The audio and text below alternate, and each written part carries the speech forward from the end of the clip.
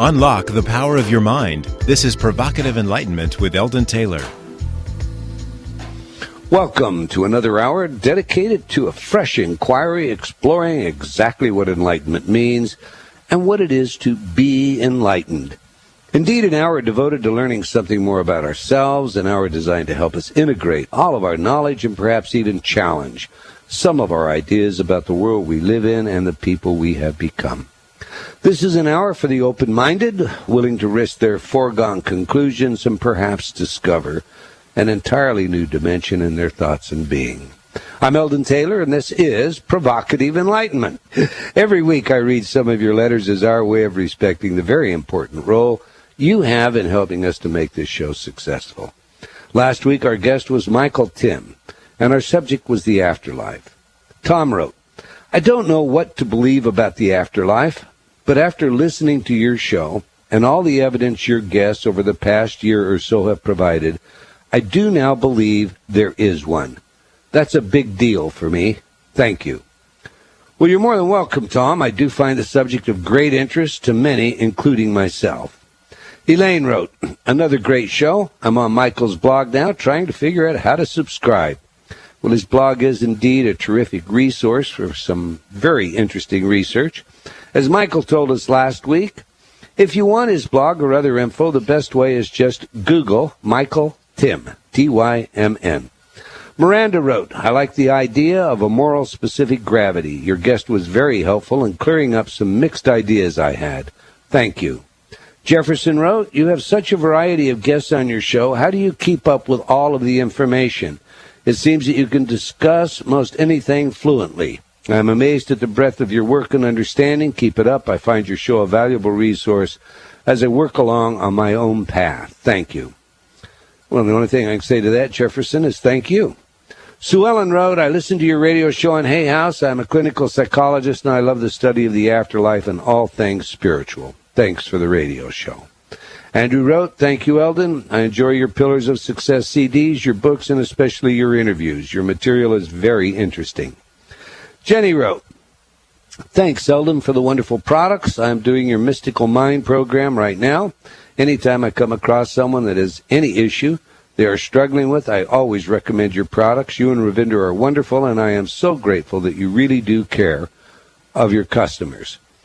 Well, thank you, Jenny. What do you think of that, Rav? I think that's cool. I love it.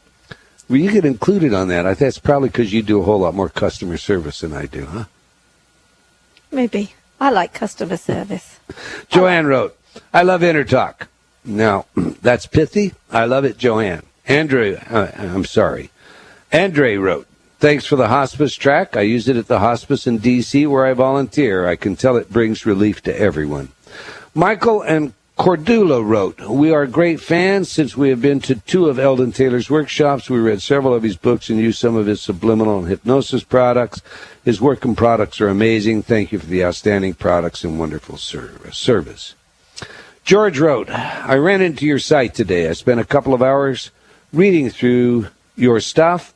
Very good stuff. When I was done, I noticed I had a big smile on my face, which is rare of me. My mood changed drastically. I felt differently. I felt happy, like a totally different person. I'm going to listen to your free MP3s right now. Thank you so much for making these wonderful products that help people and the world. Well, thank you, George, for the feedback, and I'll use your letter to remind everyone out there that we have a number of free InnerTalk MP3 programs that can be truly helpful, together with a lot of other additional free content on our website. Just go to InnerTalk, INNERTALK.com, and get your smile and more today. And Carlos wrote a very long and informative letter regarding the consciousness needs of our time. He summed it all up this way, quote, we are all being geared up to do what you have made it your business to do on your shows. Learn to ask questions and seek out our own revelations of truth.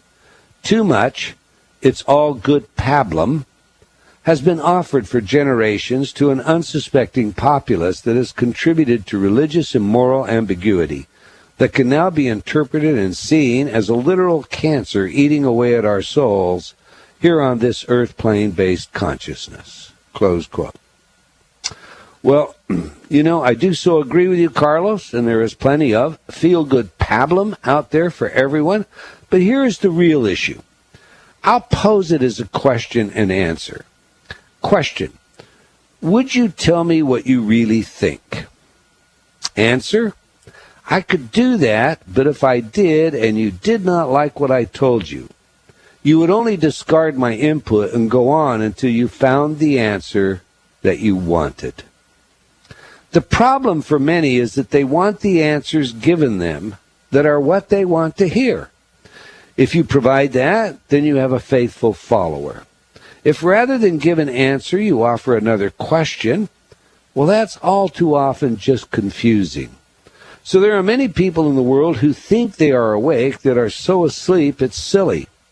Still point out the dissonance, the inconsistencies, the inherent error of logic, the outright falsities, and even the flagrant manipulations, and you often alienate those you seek to inform.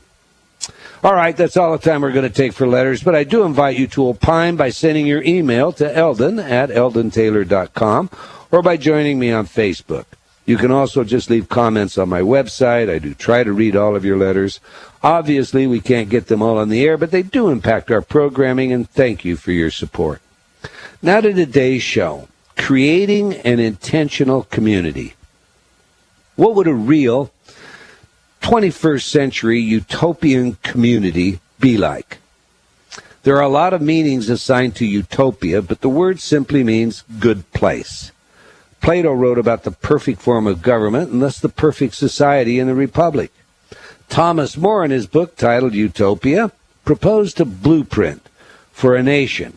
And to this day, utopian socialists argue that it is realistic, and further, that More intended it to be so, while scholars generally insist that it functions only on the level of a satire, revealing much about England at the time.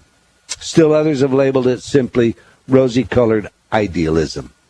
So what then would a real intentional community look like? Would it bedeck its slaves with gold, thereby discounting the value of gold, as More did in his fictional Utopia? Slaves? Would there be slaves? Would this society work long and hard as though time was running out, or would they have lots of leisure time to just frolic and play? What kind of entitlement programs would exist?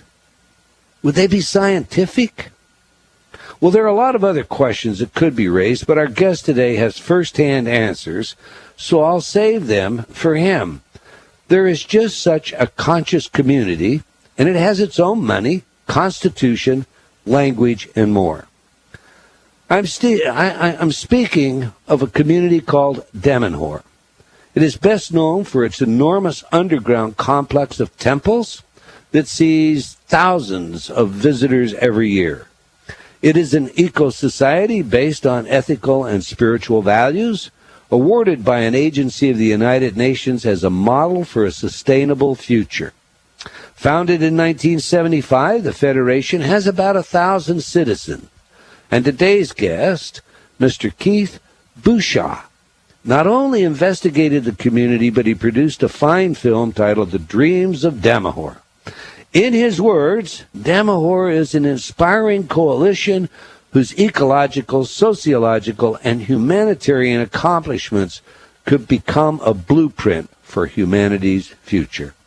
It's a great film and a story you'll want to learn more about, so let's get our guest in here. Welcome to Provocative Enlightenment, Mr. Keith Busha. Good morning to you. Good to be on the show. First, I watched your film, and when it came to an end, I said to my wife, we have to visit there. I would imagine that's not an uncommon response to your movie. So tell us about how you first learned of Damanhur and what led you to invest years of your time in learning about the city and telling their story. Well, the short story is I was making another film in Mexico, and someone had been there, had spent time in Damanhur, and mentioned it to me and started to describe it, and it sounded so unbelievable that I just put it on the back burner and thought, this is the place I've got to investigate when I get home. And then I did a little bit of work on the Internet, and I saw the images inside their temples, and I thought, well, maybe I should go there and do take some photographs of the temples and the art. So I contacted them. I went to Europe, and I waited about 2 months to get permission to go there. It was a very circuitous route to get there in terms of permission. Then I was there, and as soon as I landed in Damanhur, I came at night.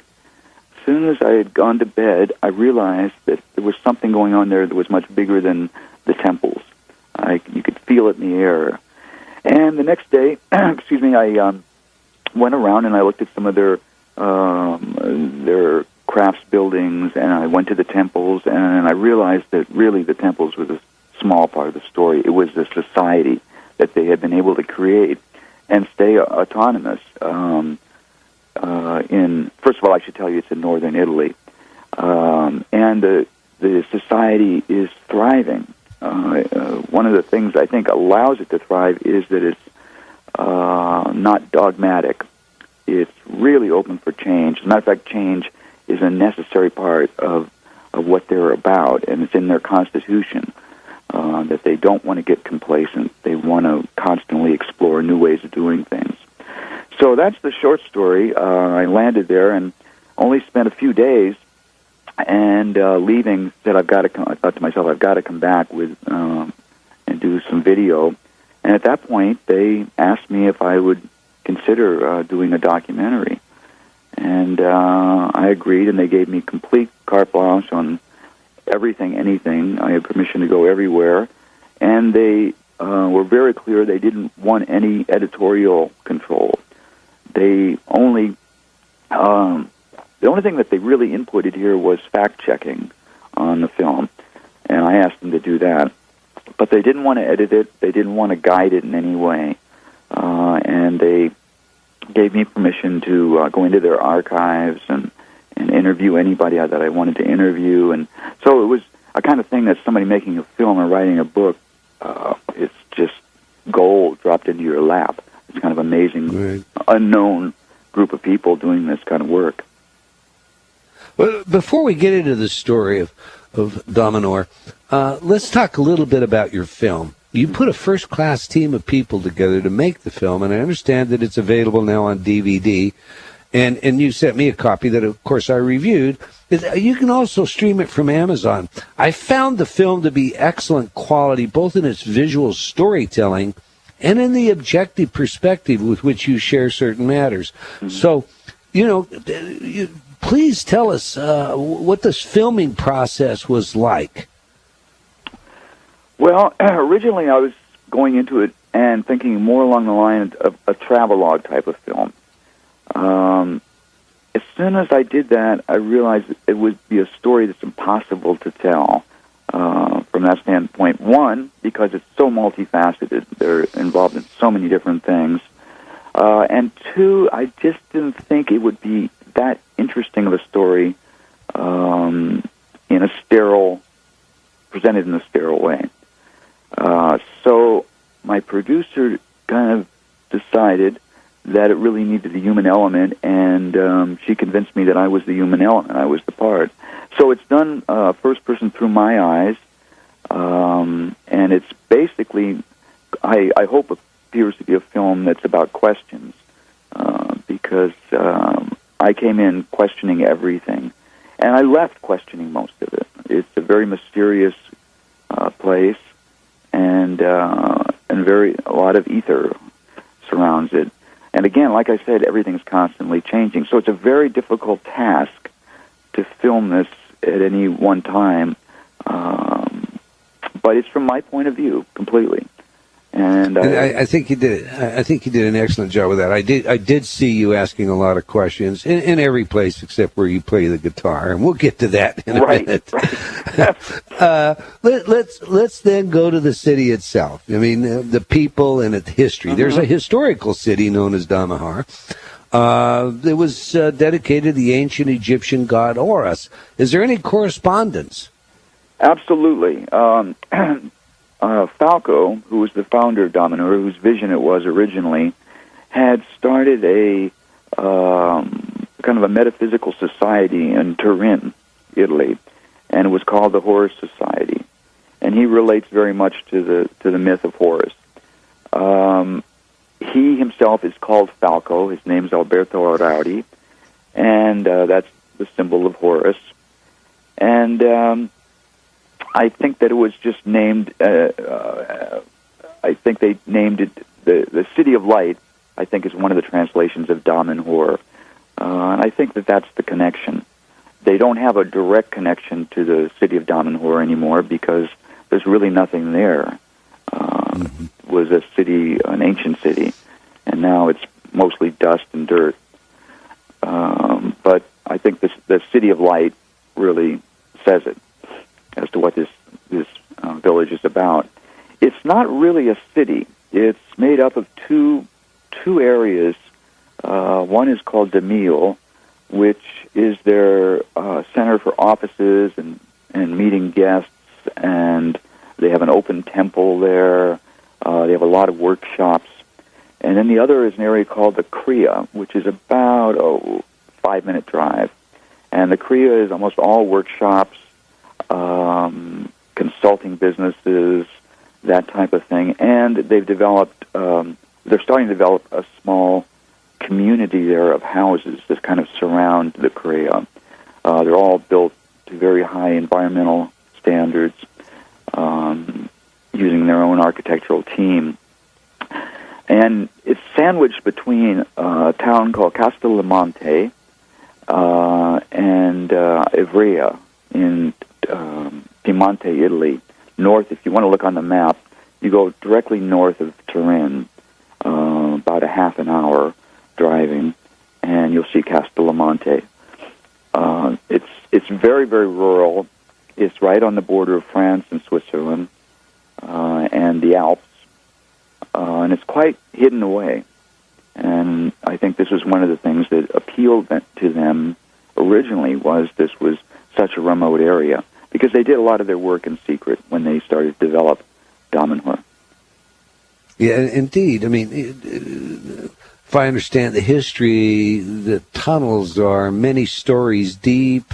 Much of the temple work is well underground, and most of it was completed before anyone ever learned that they were building it. And if I understand, that's because of a concern that they wouldn't be able to get building permits. And then the Catholic Church wanted it destroyed. Have I got that pretty close to right? Pretty much.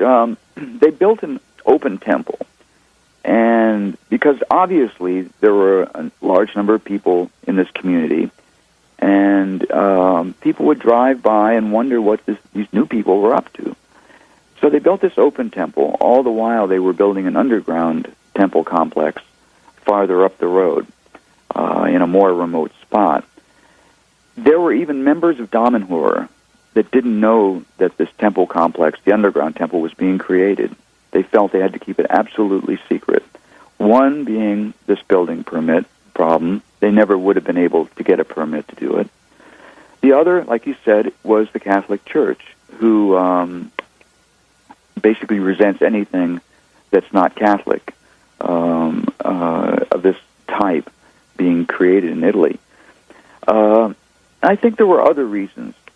It is a mystery school, and they, I think, like to keep information pretty close and not put everything out in the world. I don't think they wanted visitors at that point coming up to see what they were doing. I think they had a lot of reasons, but I think the main one was this building permit. It would have shut everything down. Now, the community itself is, and we'll get to that, we'll flesh it out, but scientists, artisans of all types, and it consists of about 1,000 people, and as I read literature available to anyone investigating Damanhur, it's open. Other people can join. I understand they may have to go through about 6 months of trial and training or something, but it is an open community. People can come in and people can leave this community. Absolutely. So, is it a commune? Well, it's communal living. because they realized that a society like theirs would function best if they could work on developing aspects of communal living. So it's a commune in that sense. It's a commune in the sense that when people decide to become citizens, they basically put all of their resources into the community. It's a large number of people, like you said, and they live in homes called nucleos, and there's probably about 25 or 30 of these. And they're large houses that they have either built or restored, and in the houses live 30 people, 20 people, depends on the size of the house. And some are related, some are not, all mix of ages, from the youngest to the oldest. And each nucleo has a function in the Damanhur society, in the sense that one nucleo might be doing research on cheese making. Their function is cheese. Another might be doing work on new energy sources. Another one might be doing work in publishing aspect. Another one might be a bioagriculture, organic agriculture. They might run the farms. So they not only live together, but they have a united function in the society. So they're contributing to the society in that way. So they're organized like a team is organized. Yes, very much, very much. And they report to the main government of Damanhur as to how their research is developing. Okay, now Damanhur has its own money, its own constitution, and even a new language that they've created. Do people actually speak and write this language? It's written. It's danced. It's actually written in 3 different forms, and if you see my film, you'll see some examples of it. It's not really the language that they speak. They mostly speak Italian. I'd say 80% of the people at Damanhur are Italian, and that's the common language there, although a lot speak English and French. Its language is used for sacred purposes, and it's danced. And it's, like I say, there's 3 different written forms: a numerical form, a glyph form, looks kind of like hieroglyphs, and then a written form using an alphabet. Yeah, the written form that you show in the film actually looks very much like they've mixed a numerical system with an ancient hieroglyphic, Egyptian hieroglyphic system in developing the language. But I found it most interesting. We've got about 1 minute before we go to break, so give everybody your website so they can check it out while we're at break. You bet. It's www. Dreams of Damanhur, and dreams of, all one word, Damanhur, spelled DAMANHUR, and that's .com. All right. You're listening to Provocative Enlightenment on Hay House Radio. We're talking with Mr. Keith Busha about the magical city of Damanhur. If you're not already in our chat room, now's a great time to join in the conversation. You just got a website that you can visit, and we have a short video for you that explores today's subject. It's actually a trailer to his film, and it's a great film, Dreams of Damanhur. A picture is worth 1,000 words, so be sure and check it out. Just go to eldontaylor.com/chat. Stay tuned. You won't want to miss what's coming up. We'll be right back after these words. Eldon's international best-selling book, Mind Programming, is a must-read if you wish to live awake in a world of sheeples. Film producer Jeff Warrick had this to say about mind programming. Dr. Eldon Taylor's new book is a must-read. If you've ever questioned your purpose in life or felt bound by a culture that's driven by mass media, you now have at your fingertips the knowledge and tools to break the chains of this cycle. Eldon goes in depth to illustrate and expose how we've been programmed from birth by social constraints, and he methodically reveals the psychological techniques that advertisers, politicians, corporations, and the media use to control us. He then provides strategies and solutions to free your mind from these tactics and rise to a new level of consciousness. As you read this book, you'll feel the blinders being removed and will truly see the world in an entirely new light. Get your copy today online or at fine bookstores everywhere. Every day, every moment, we face choices. Yet, how many of those choices are truly our own? Are you ready to step onto the path of discovery? Read Eldon Taylor's New York Times bestseller, Choices and Illusions, now revised, updated, and expanded. Eldon combines provocative information, scientific research, and his own life's journey into a powerful message that we have the power to change. All we must do is be willing to choose to take the chance and change. Get your copy today from all bookstores.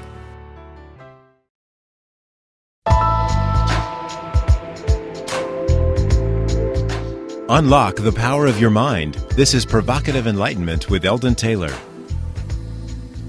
Welcome back. If you just joined us, we're discussing the wondrous nature of Damanhur with filmmaker Mr. Keith Busha. But before we get back to the program, I want to let me say that differently. I would like to invite you to join me on Facebook and or to follow me on Twitter. Be sure to also subscribe to my free newsletter when you're at eldontaylor.com, getting your free InnerTalk MP3 downloads. I would also like to invite you, and I'll get it said correctly this time, to tell at least one other person this week about our radio show. We're working on growing our numbers, and we need your help. So if you enjoy our show, please shout it out. All right, let's get back to the show. Keith, before we went to break, we were talking about they have their own constitution, their own money, etc. What's in their constitution? I mean, is there a Bill of Rights or something like that? Their constitution, it's rather long, and the best thing, if you're really interested, is to go to their website, which is damanhur.org, .net.com, and it's on the front page. It has an option where you can read the Constitution in its whole. It's similar to probably any Constitution. It's just the guidelines of how the communities to live together and how to resolve conflict. And again, I want to stress this, that they encourage change. And it's in their Constitution. That they have a division of their government, it's the School of Games, that works on new ways of bringing new ways of doing things into the community. Mm-hmm. And I think that's extremely healthy and kind of unique. And you have to remember, too, that this is the largest community of its type in the world. There's Finhorn, Oroville, there's the farm. There are a few places, but this is 1,000 people, and they have operated harmoniously and successfully since the early 70s. This is amazing. Over 30 years. Yeah, because I looked around when I was starting to do the research for this. I looked around the world for what other groups, communities, spiritually based communities or eco-based communities there were. And there are very, very few that I could find. So this group, by being very, very smart, very shrewd, and very democratic, had figured out a way to make this work, which to me is an accomplishment. Mm-hmm. Yeah. Now, you stated that you're not a candidate to join the city because you're too lazy. Please explain that for me. I was kind of joking, but I know, tongue-in-cheek, but... Yeah. Huh?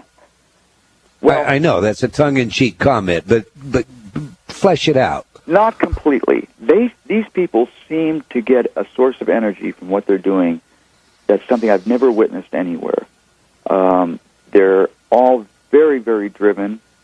They work long hours. It's really hard to imagine them even stopping and sleeping. They have no interest in vacations, no interest in taking breaks, no interest in going to the Mediterranean and sipping margaritas, nothing like that. They want to do the work that they're there to do. They're not frantic about it.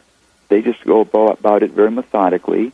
But their focus is so tight, and they're so determined to do what it is they feel they have to do, that this energy is just amazing. And it's honestly, it's almost tiring to be around. If you've been around really high-energy people, after a while, they just kind of wear you down. And I'm not that, and I don't feel at this point in my life I would be ready to commit myself and my family to living at Damanhur. I admire what they do. I love the people. I stand behind them in their ideology and the way they go about living an artful life. But I don't think it's for me. Plus, I'd have to learn Italian.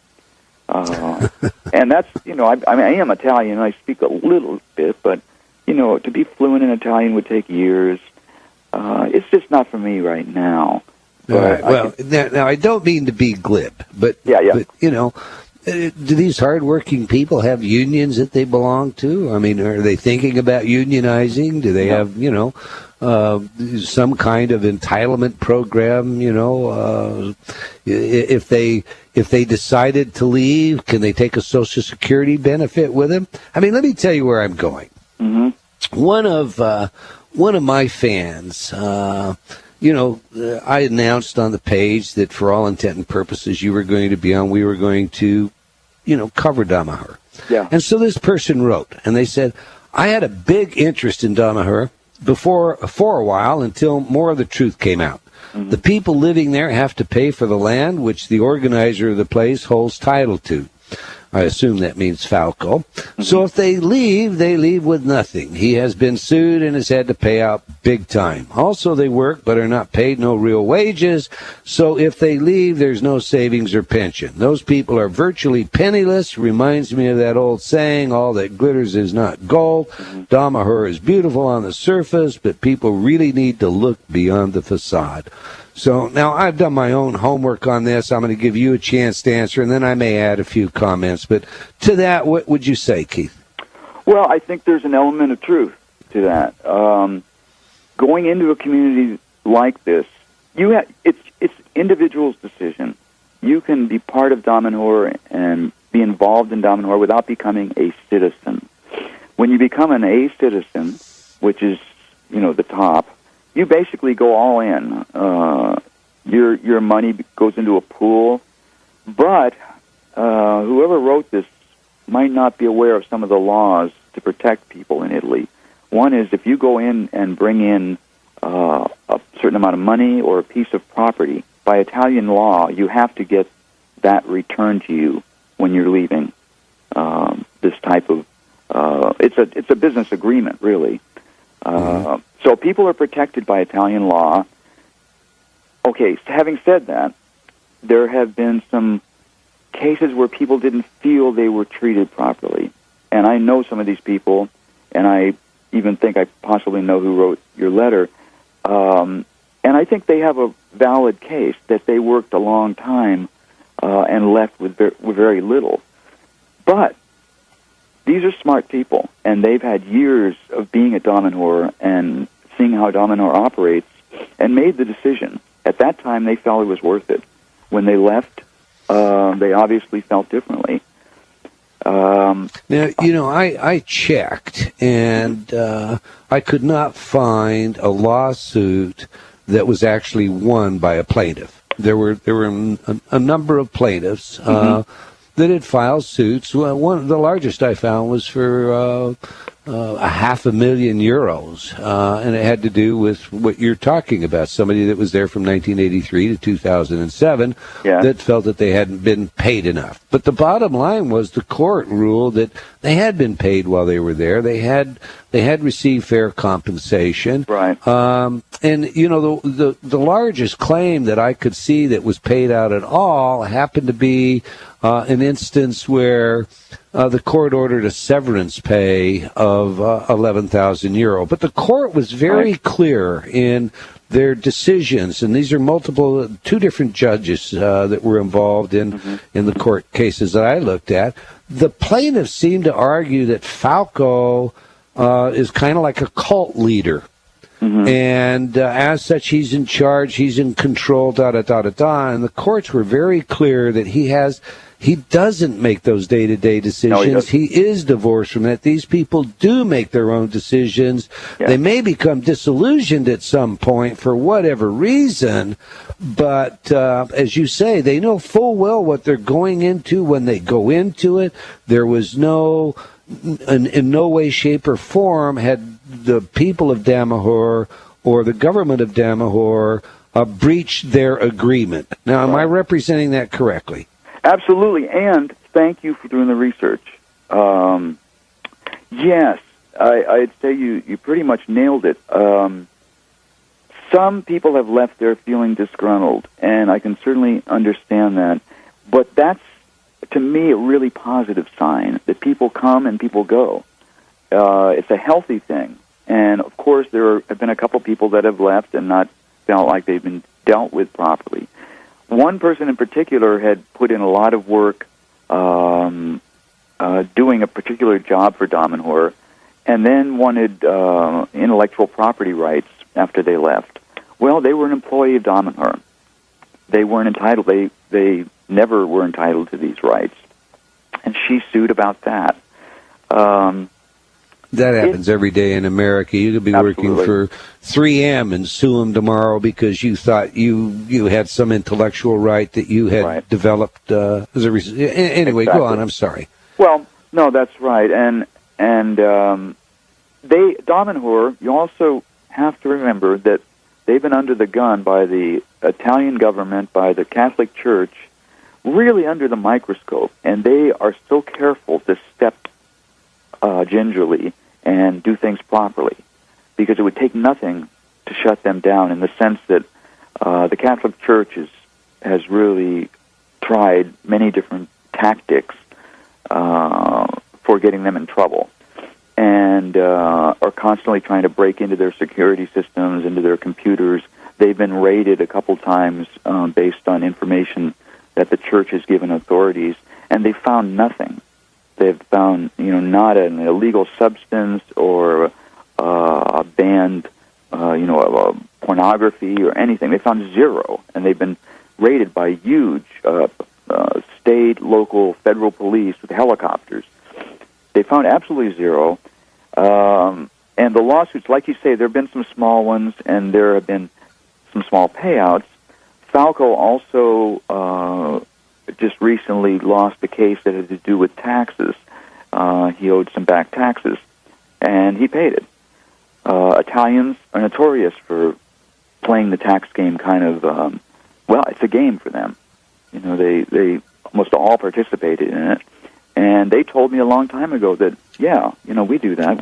We do everything we can not to pay taxes in Italy. Reminds me of that old song, Skip the Rope, I mean, you cheat on your taxes, don't be a fool. Live by the golden rule. The spirituality side of cheating on your taxes misses me. But let's leave that for the moment. I want to get into some of the science that is going on, but before we do that, I have to ask you this. Now, I think I've defended him. I've made that part clear. On the other hand, because of my background in criminalistics and law enforcement, I'm very aware of how cults operate. And sometimes cult mentality is group, and it is the group that is much stronger than the individual, and much more able to manipulate and ply the individual and give rise to, this is not the first community where people give everything away in order to belong to it. So, while you were there, did you get a sense that this is cultish, or this is a religion, or, a lot of people look at mystery schools and they say it's a cult. Law enforcement has a tendency to do that. What's your take on that, Keith? Well, first of all, I guess you have to define what a cult is. And this is the first thing I heard when people that I know realized I was going and starting to do research on this is, is it a cult? Have they drunk the Kool-Aid? Blah, blah, blah. Right. Well, from what I can tell, a cult is any group of people that have a similar ideology. and are trying to accomplish a goal. I mean, you could say that every business, in a sense, is kind of a cult. Every corporation. They're certainly not religious at all, and they're not dogmatic. They don't. There isn't a set of rules. Everything's ready. Everything's ready to be reviewed and decided on in terms of their. Basically, it comes back to their constitution. So I think what you said is profound. You get a group of people together, and there's a peer pressure that exists. For an individual to stand against that peer pressure is kind of unusual. It takes a strong person. I think that it's democratic by nature. And so I don't think that individuals aren't told what to do. They're not even told what to believe. They're there because they have a common goal and a common belief. Falco, like you said, has no role in their politics at all. He realized for him to be an effective participant and visionary there, he needed to separate himself from that. So he has. They have a king guide, they call it, and that person's elected every 6 months from the community who kind of oversees where the community's going. But to answer the cult question, it really depends on what you call a cult. A cult, to me, sounds like a group of people that are up to something nefarious and sinister. I've never ever felt that. I've never felt like watching my back around these people. They're extremely loving and caring for each other, and I've never caught them in a lie. And to me, that's big. Credibility is a big one. And I've spent so much time there, and I've tried. I mean, I've really tried to set up situations where it would be easy for them to, if not lie, separate the truth a little bit. And I've never found it to happen. And you're absolutely right. You can define cult just exactly as you did. I suppose one of the more impressive cults along the lines of what we're talking about is portrayed well in the novel Lord of the Flies. Sure. The in-group and the out-group. Yeah. Okay, let's go to the science. I was really intrigued by some of the work they do. They don't want to kill cows anymore. Tell us about that. Well, first of all, I'll tell you about the issue of the cows. They have a fascinating way of choosing animals there. Now, they are very few vegetarians at Damanhur. They're, like I say, basically Italian, and Italians like their meat. But they have a circle of stones in a certain area of Damanhur, of colored stones. And when they're thinking about sacrificing an animal to eat it, they put it in this circle of stones in the center. And depending on which direction the animal walks out of the stones, it's either eaten or allowed to live out its life. And interesting. Yeah, I thought so. But anyway, is there an underlying meaning to that? I mean, it's just, I know that they give consciousness to the earth, sure. So I assume that this is how conscious the animal is. If the animal is conscious, it somehow is aware of the correct direction to walk because maybe it's tapping into the collective unconscious or something. Is that the idea? I think so. Okay. I couldn't tell you for sure. That would be my feeling. But all right, they don't even want to place the animal in that situation, and so they have a novel way they're approaching it. What is that? Well, they started this research, I would think about 8, maybe 10 years ago, and it has to do with growing meat in a scaffolding, and it's not a cloning process. It's more, if you imagine, a culture like yogurt. Right. Now, this is work that now is being done other places as well, but they invested a huge amount of money in laboratory equipment and a lot of time. And as I have gone to Damanhur, I've watched this develop. The last time I was there actually was a clump of meat that you could actually see, and so they've broken through now. They figured out some of the main obstacles of this process. and they are growing meat. Now, is it going to be a steak? No, but it might be meat protein that can be incorporated into their food somehow. And if like vegetarians incorporate soy or something. Exactly. Sure. Exactly. Yeah. Now that they've done it, a lot of people are coming to Damanhur to see this research. I know the universities in Italy come to Damanhur's laboratories because they can't afford this equipment, this new equipment, and they come there to see how Damanhur accomplished this. That's one. The Damanhur has a lot of patents in this area of research as well, right? They do, a lot of patents, and that's one of the sources of their money that keeps the community moving along. They have patents in energy. They have patents in the meat cloning. They have patents in the intellectual properties of plants and using them for practical purposes. Yeah, they have a lot of scientific patents, and it's a big part of their research. They're like I was telling you before, it's research there. Every group of people is assigned research, or I should say assigned is... But that also includes spiritual research. Absolutely. So to me, this is like the perfect union of mind and heart. You know, we're not, neither side is being dominated. They're actually, utilizing 100% of that. Well, that's another subject. Let me just back up here. We're running short of time. I want to hear about the guitar and the plants playing music. Tell us about that. Well, like you said, it's very multifaceted, their research. And one thing that they started to do work on quite a while ago, and this was at the kind of the direction of Falco, was how much intelligent energy are there in plants, and can it be defined, and can it be weighed, can it be worked with? And they started to do research in that, and he developed a machine that he has over 50 patents on. And this machine allows you to connect the machine to different things, such as synthesizers. Let me go back. The plant is connected to the machine by two electrodes, the leaf and the root of the plant. Then the machine can be connected to different things. In the case that you're referring to, it was connected to a synthesizer. And it allows a person to play music with a plant, or just allow the plant to play music on its own.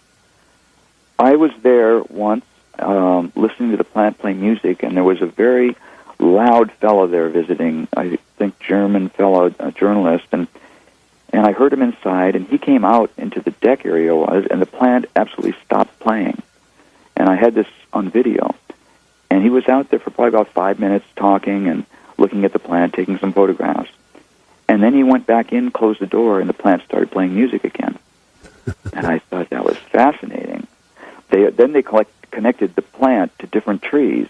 I'm sorry, the machine to different trees. And the music was very different.